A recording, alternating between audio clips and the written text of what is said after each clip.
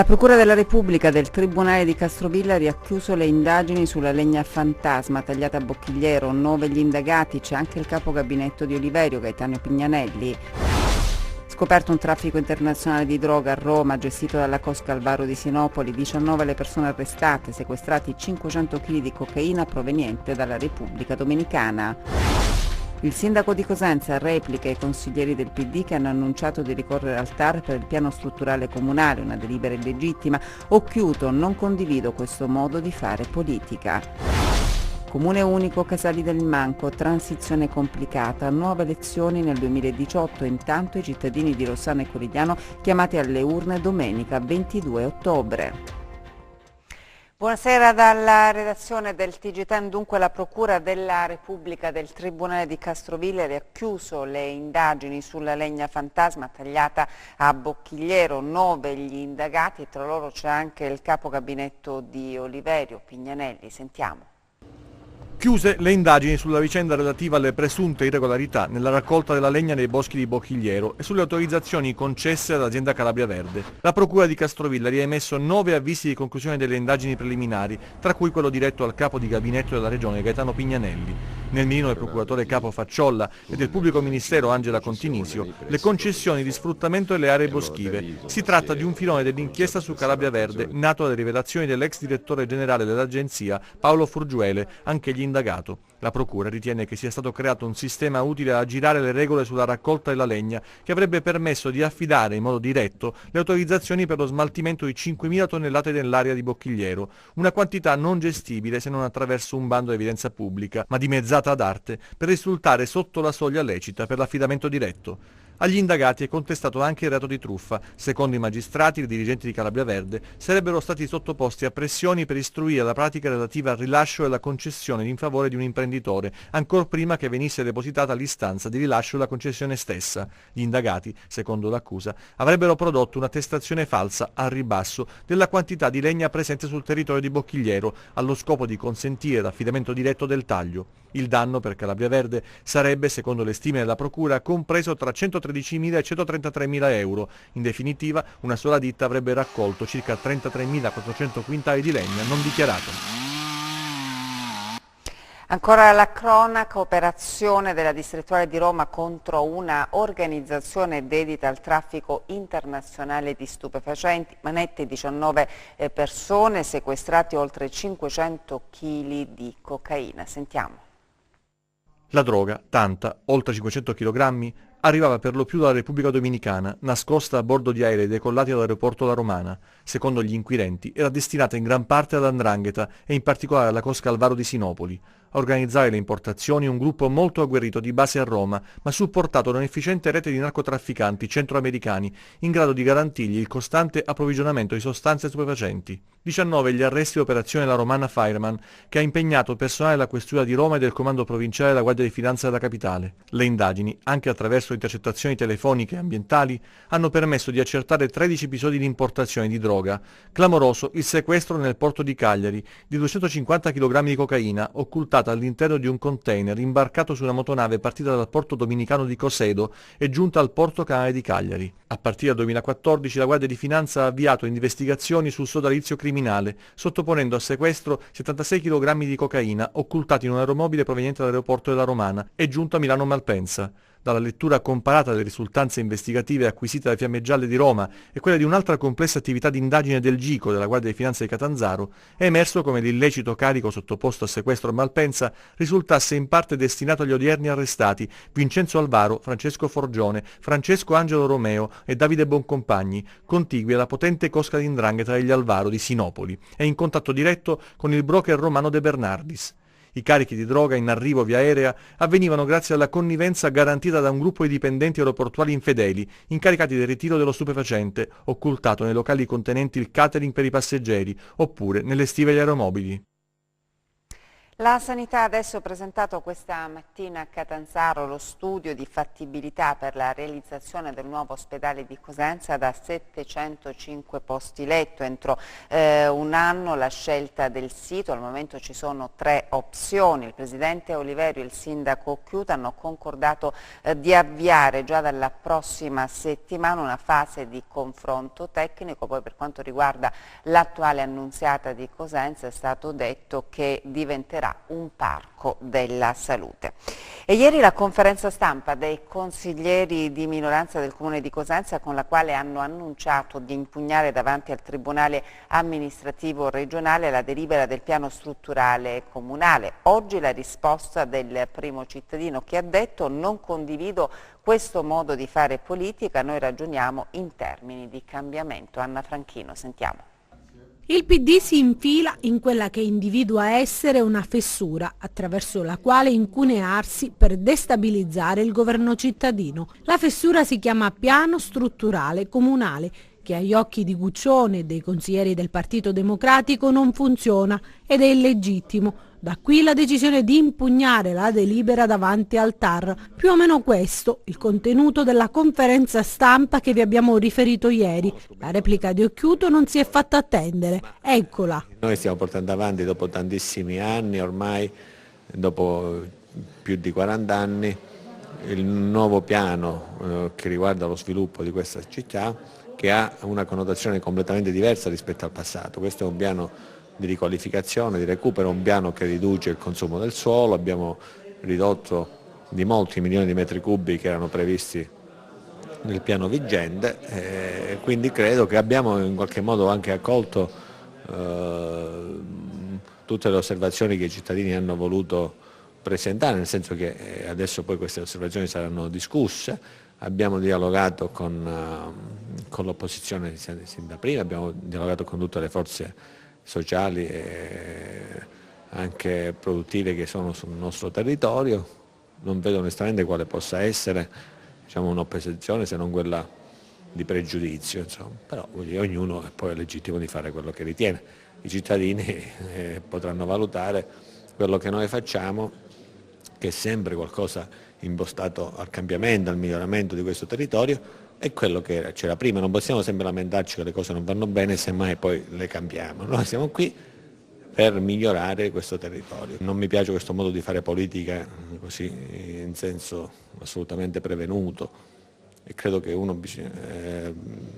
che chiunque debba farla invece ponendosi come obiettivo le reali situazioni di progresso di un territorio, a prescindere se è nell'opposizione o nella maggioranza.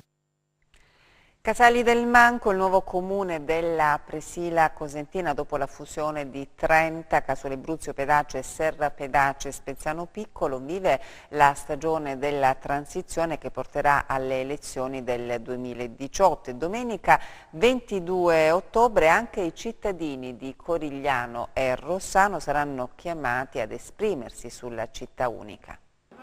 Sono i mesi della transizione. A Casali del Manco, il nuovo comune, circa 11.000 abitanti, 10.112 per la precisione, istituito il 5 maggio 2017, la prima fusione in Calabria dal 1968, anno in cui vide la luce la Mezzia Terme. Casali del Manco nasce dalle fusioni di Casole Bruzio, Pedace, Serra Pedace, Spezzano Piccolo e Trenta.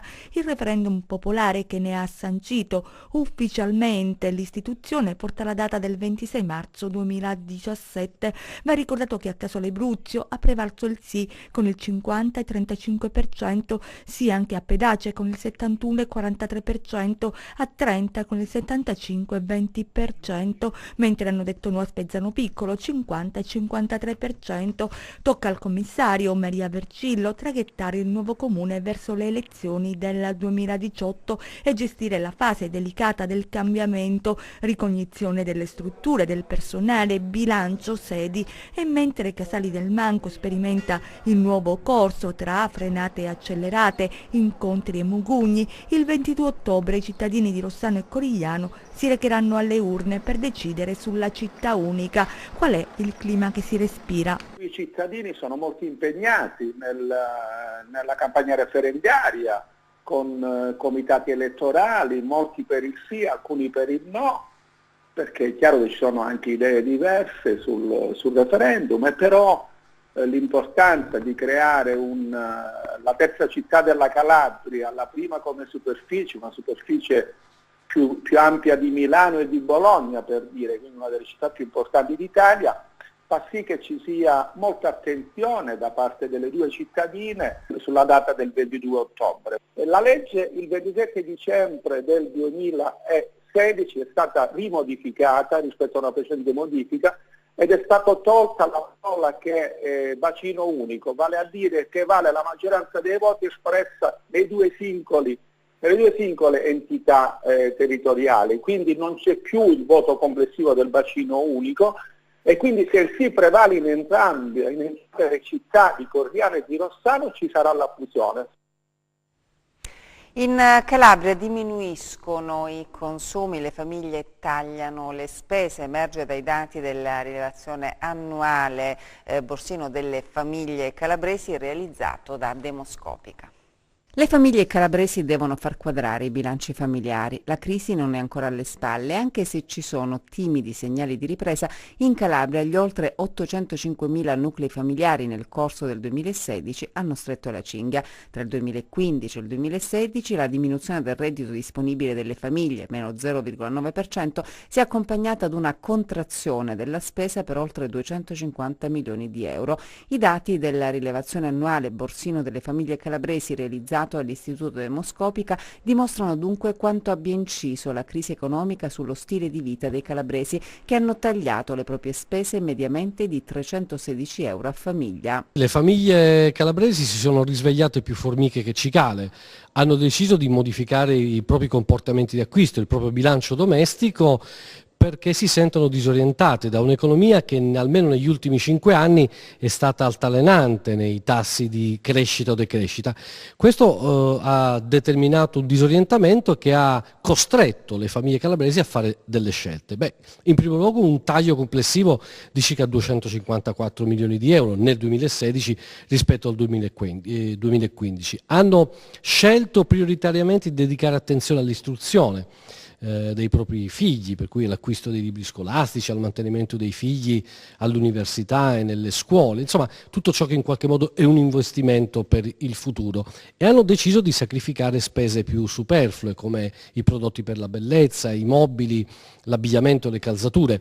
Tutto questo perché la coperta non è più vasta e le risorse cominciano a diventare scarse, si è ridotto il reddito disponibile e questo ha determinato un disorientamento e quindi, come le dicevo, una modifica dei comportamenti di acquisto. L'andamento dei consumi dunque è lo specchio del disorientamento delle famiglie calabresi. Allora, che fare? Bisogna azionare interventi di contrasto alla povertà che sono necessari ma non assolutamente sufficienti.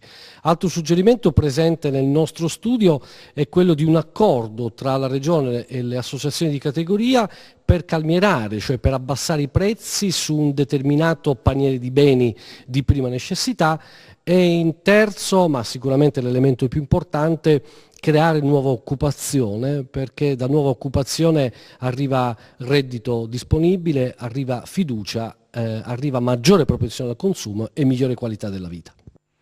E adesso la nostra rubrica Diario di bordo.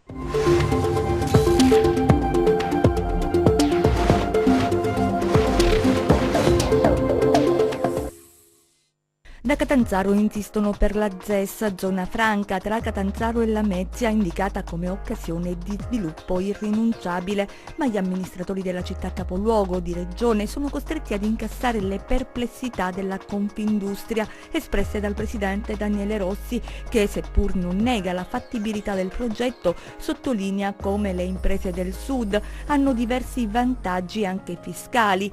Quindi da Catanzaro a Cosenza, dove la notizia che in febbraio luglio partiranno i lavori per la costruzione della metro leggera, visto che a settembre scorso la Regione ha consegnato il progetto esecutivo.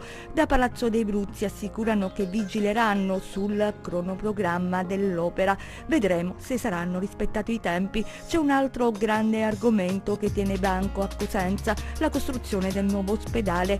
Qui l'iter è assai complicato, almeno fino a quando Comune e Regione non troveranno un punto di incontro. Operazione difficile, ma c'è un elemento nuovo che lascia ben sperare. L'avvio del dialogo non è molto, ma è un buon viatico. Alla Mezzia l'associazione consumatori utenti ha promosso una raccolta di firme per chiedere di pagare l'acqua sulla base del consumo effettivo e non su quello stimato. Pronte una serie di gazebo per la raccolta in tutti i quartieri della città. Vibo può continuare a sperare nell'ambizioso traguardo di città capitale della cultura 2020, visto che ha superato la seconda fase di selezione insieme ad altri 31 comuni. Note dolenti: l'area del Vibonese è in testa per numero di omicidi, seguita da Crotone e Reggio Calabria. La città dello Stretto, Reggio, incassa un altro primato, quello dell'associazione a delinquere. La classifica stilata dal quotidiano Il Sole 24 Ore.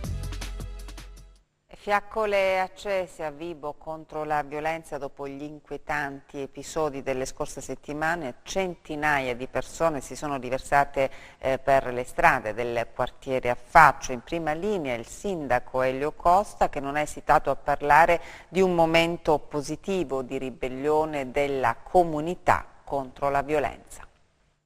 Rivendico il mio futuro. Dopo l'inatteso Far West che ha riportato il sinistro suono delle pallottole, nel quartiere Affaccio inevitabilmente c'è paura, ma la risposta non è mancata grazie ai ragazzi di Libera che hanno dato appuntamento per una fiaccolata con partenza dalla piazzetta antistante la chiesa della Sacra Famiglia per una passeggiata silenziosa lungo le strade del quartiere, un segnale forte di ribellione al tentativo di schiacciare questa zona della città sotto il peso della prevaricazione criminale. C'è bisogno veramente di segni di coraggio e segni soprattutto di speranza. Dobbiamo avere soprattutto la speranza che qualcosa cambia e deve cambiare, altrimenti questo nostro territorio sarà una città desolata. Avremo un territorio che sarà pieno di anziani, di vecchi, ma i giovani, le forze vive partono lontano. Noi non vogliamo questo, vogliamo che sia una terra verde, ridente e una terra che dia frutti. E per dare frutti dobbiamo dare un significato alla nostra vita, alla nostra azione e a questo camminare assieme e coi buoni. Cerchiamo di allargare queste cerchie dei buoni, perché la stragrande maggioranza delle nostre città, della nostra Calabria, della nostra Italia, la stragrande maggioranza sono buoni. C'è una piccola minoranza che fa rumore, una piccola minoranza che spara, che danneggia, che fa soprusi, ma è una piccola minoranza. E se noi ci armiamo di coraggio, veramente saremo una buona invasione di questo territorio di bene e di speranza. La città reagisce e questo è molto bello, per la verità è molto importante, per dire che questi signori, che questi atti di violenza saranno sempre isolati, questi signori che si abbandonano a queste manifestazioni di inutile violenza che peraltro poteva condurre veramente a risultati completamente diversi e peggiori, questi vanno condannati e la città li condanna, questi vanno esclusi completamente dall'appartenenza alla comunità e la città lo sta facendo. Contro il rumore dei vostri spari, la melodia della nostra libertà, il messaggio lanciato accennando appena ma significativamente le note della canzone che inneggia proprio alla libertà.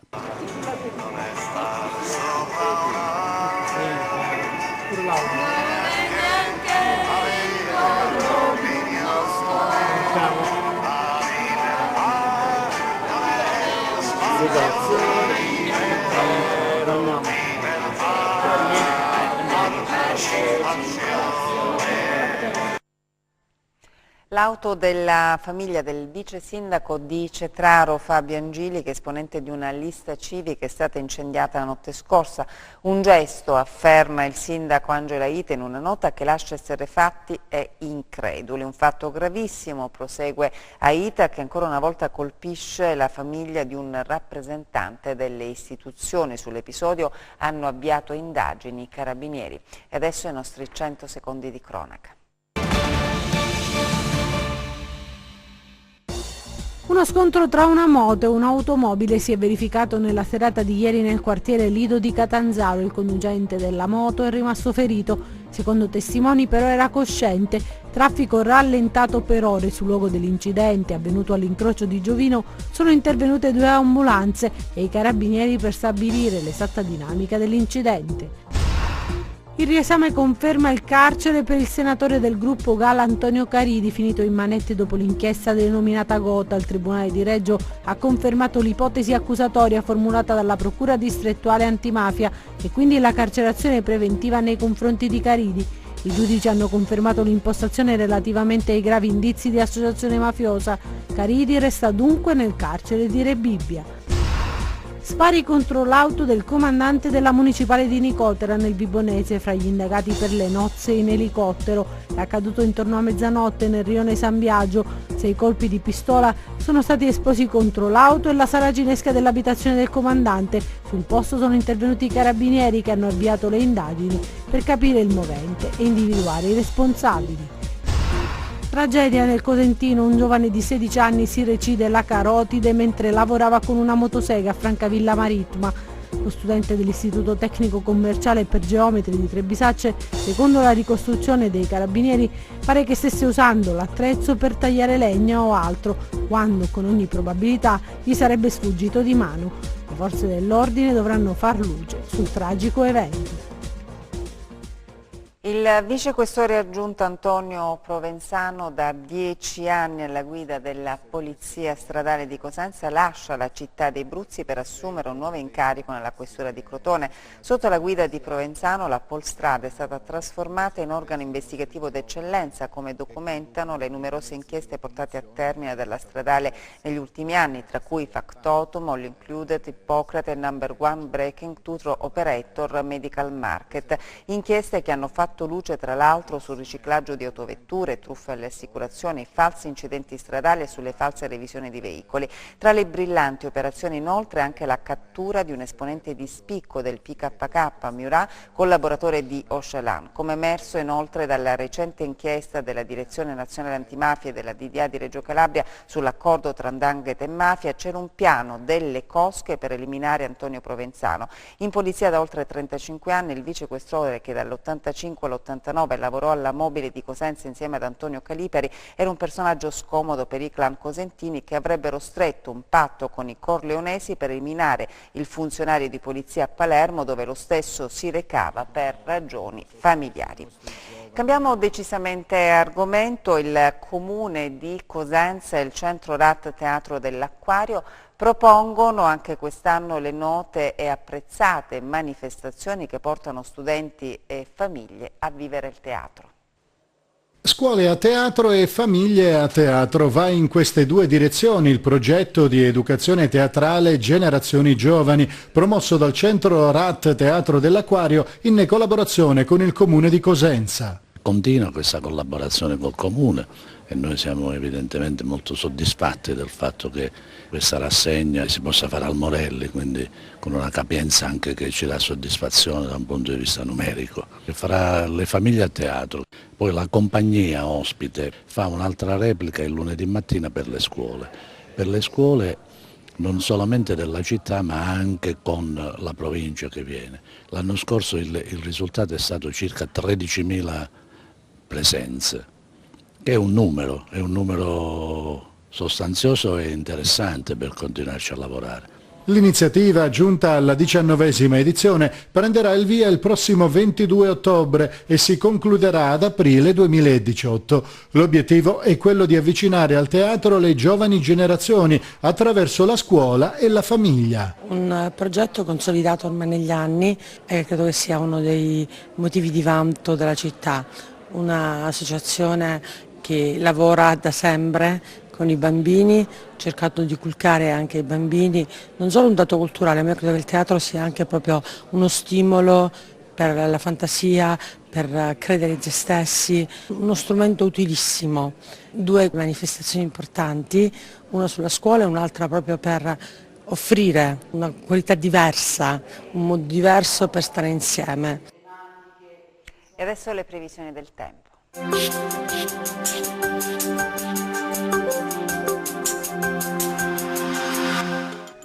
Ben ritrovati allo spazio delle previsioni nel tempo a cura di meteincalabria.it. In attesa dell'espansione da ovest dell'alta pressione, che inizierà a far sentire i suoi effetti maggiori dalla giornata di giovedì, la nostra regione continuerà ad essere interessata da un'accentuata variabilità e da una debole stabilità, causata dalla discesa lungo il bordo orientale dell'anticiclone di correnti più umide provenienti dal nord Europa.